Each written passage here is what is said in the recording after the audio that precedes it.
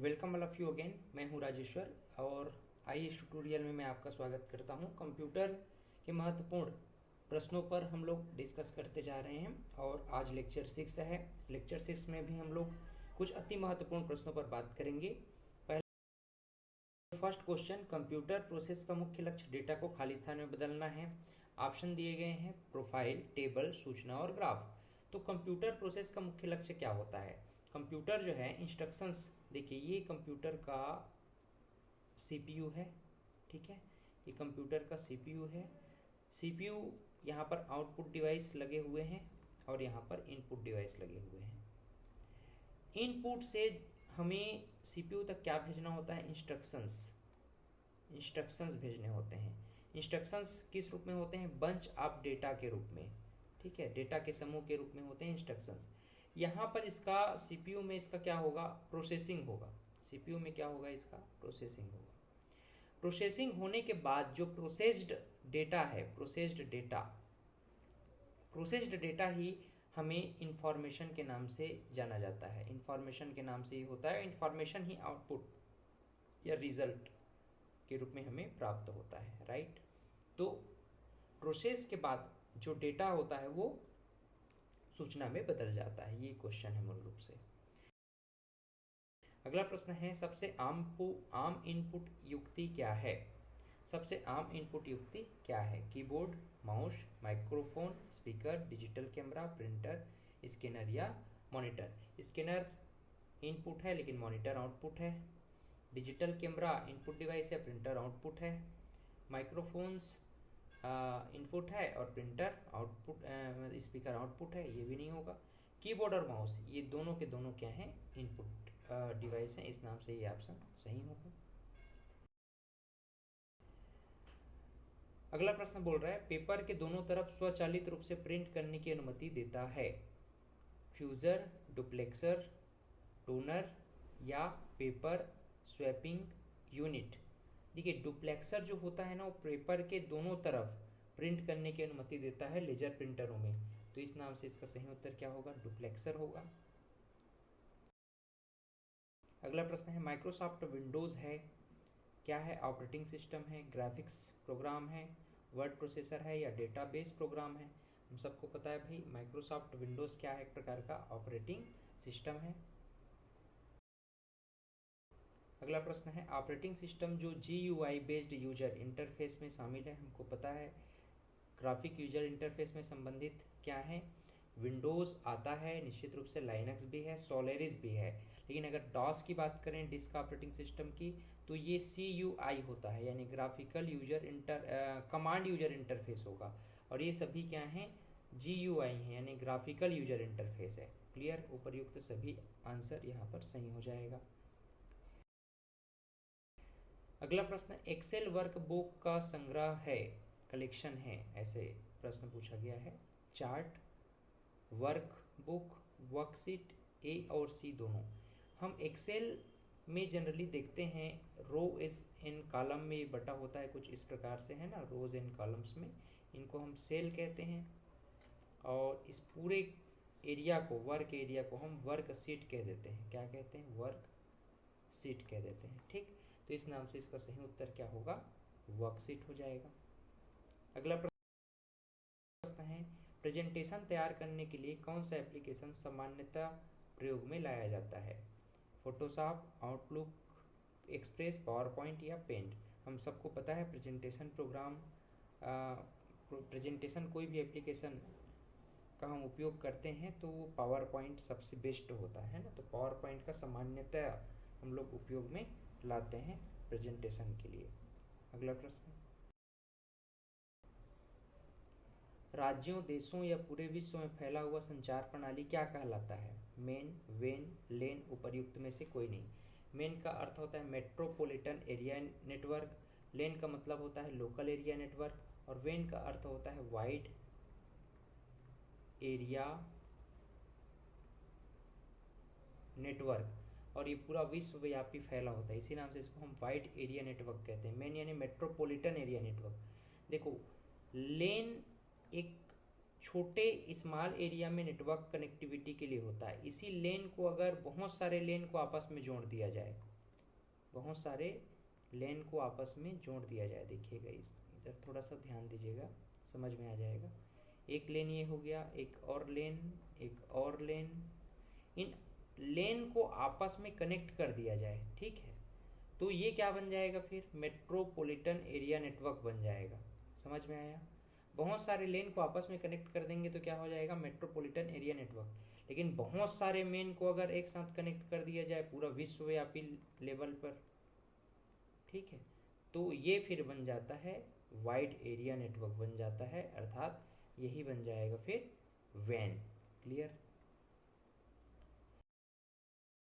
पहला नेटवर्क कौन सा था, पहला नेटवर्क आप सबको पता है कौन सा था, CS net, MS net, Arpa net या ASN नेट।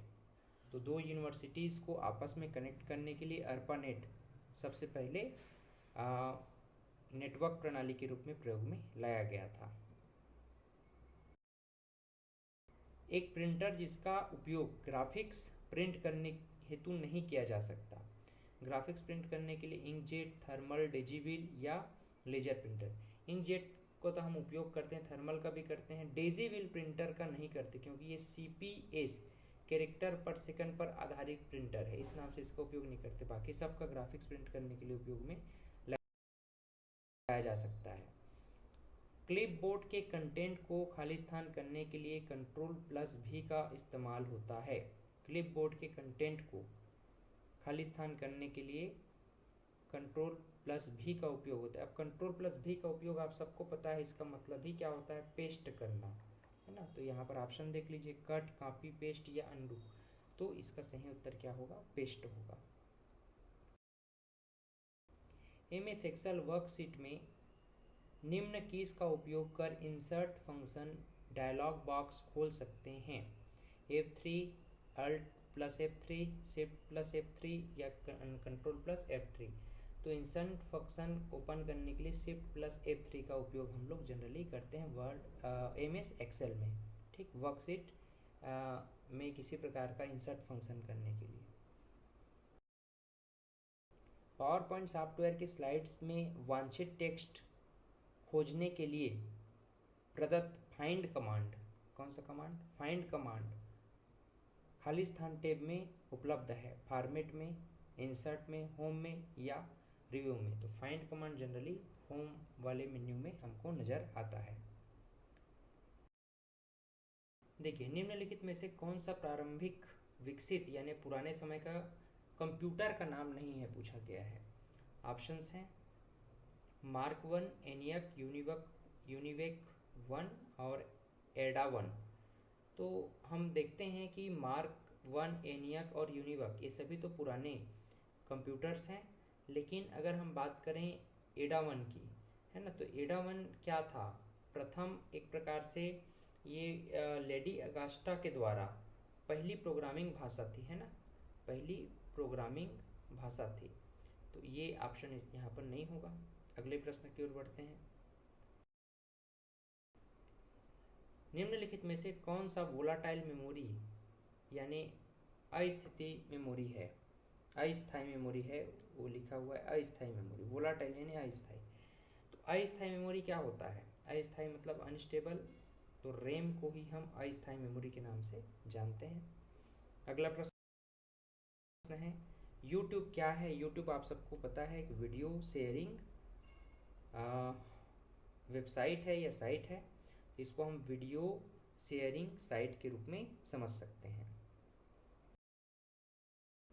लिनक्स एक खाली स्थान ऑपरेटिंग सिस्टम है। लिनक्स एक ओपन सोर्स ऑपरेटिंग सिस्टम होता है। लिनक्स क्या है, ओपन सोर्स ऑपरेटिंग सिस्टम होता है। यह एक कंप्यूटर एनिमेशन सॉफ्टवेयर है। फ्लैश, माया, 3ds मैक्स, उपरोक्त सभी, तो ये सभी जो हैं एनिमेशन सॉफ्टवेयर कहे जाते हैं। अगला प्रश्न है बढ़ती भंडारण क्षमता के अनुसार भंडारण माध्यम का सही क्रम क्या है। HVD, CD, DVD, bluray disc. तो देखो आप सबको पता है CD का 750 MB, फिर DVD 4.7 GB, फिर ब्लूरे डिस्क 25 GB, उसके बाद होलोग्राफिक वर्साटाइल डिस्क ये 3.9 TB तक जाता है। तो ये इसका सही क्रम होगा। एमएस वर्ड डॉक्यूमेंट में किसी स्थान पर निम्न में से कीबोर्ड बटन का उपयोग कर हाइपरलिंक डाला जा सकता है। तो हाइपरलिंक के लिए हम लोग जनरली Ctrl+K का उपयोग करते हैं। कई बार प्रश्न पूछा गया है इस नाम से, ये प्रश्न बहुत आईएमपी हो जाता है, याद रखेंगे आप लोग, है ना, Ctrl+K। अगला प्रश्न है एमएस एक्सेल वर्कशीट में सूत्र यानी फार्मूला 15/0 की गणना करने पर दिखने वाला त्रुटि क्या होगा। अब 15/0 करने से तो कोई रिजल्ट आ नहीं रहा है, तो यहाँ पर *dy/v/0 एक्सक्लेमेटरी मार्क, ये वाला आपको त्रुटि नजर आएगा। ठीक, निम्नलिखित में से कौन सा डिवाइस साधन बैकअप के लिए प्रयुक्त होता है। रैम, हार्ड डिस्क, रोम या प्रोसेसर। हम बैकअप के लिए हार्ड डिस्क का उपयोग करते हैं, एचडीडी का उपयोग करते हैं। इस डिवाइस के उपयोग से एक कंप्यूटर पेरिफेरल को कंप्यूटर से नहीं जोड़ा जा सकता या जोड़ा नहीं जा सकता। USB, parallel port, BIOS, serial port. देखो जो बायोस होता है ना, BIOS यानी बेसिक इनपुट आउटपुट सर्विस, तो ये नहीं होगा। बाकी सभी यूएसबी के माध्यम से, पैरेलल पोर्ट, सीरियल पोर्ट के माध्यम से हम कंप्यूटर को, कोई भी पेरिफेरल डिवाइसेस को, ऑक्सिलरी डिवाइसेस को आपस में कनेक्ट कर सकते हैं। अगला प्रश्न, ईमेल भेजते समय लाइन संदेश को प्रदर्शित करता है। टू सीसी, कंटेंट या सब्जेक्ट के माध्यम से ही हम क्या संदेश भेजना चाह रहे हैं वो यहाँ पर प्रदर्शित करता है, कनेक्ट कर देता है ना। अगला प्रश्न है कुकीज़ क्या है। कुकीज़ छोटे छोटे प्रोग्राम फाइल हैं, है ना, या डेटा है आप कह सकते हो। तो हार्डवेयर, वेब ब्राउज़र आपके कंप्यूटर में एक फाइल है, आपके कंप्यूटर में एक फाइल, इसको हम कुकीज़ के नाम से जानते हैं। ठीक, तो आप हमारे IAS ट्यूटोरियल का एप्लीकेशन डाउनलोड कर सकते हैं। इसके अलावा आप हमारे वेबसाइट www.iastutorial.in पर जा कर के जुड़ सकते हैं। WhatsApp channel, Instagram, Telegram, Twitter, LinkedIn, Facebook page इत्यादि सोशल मीडिया प्लेटफॉर्म के माध्यम से भी आप हमसे अब कनेक्ट हो सकते हैं। IAS ट्यूटोरियल में इसी तरह से आप लोग जुड़े रहें। लाइक, शेयर और सब्सक्राइब जरूर कर दीजिए। मिलते हैं एक और नए क्लास में, तब तक के लिए बहुत बहुत धन्यवाद। पढ़ते रहें, आगे बढ़ते रहें।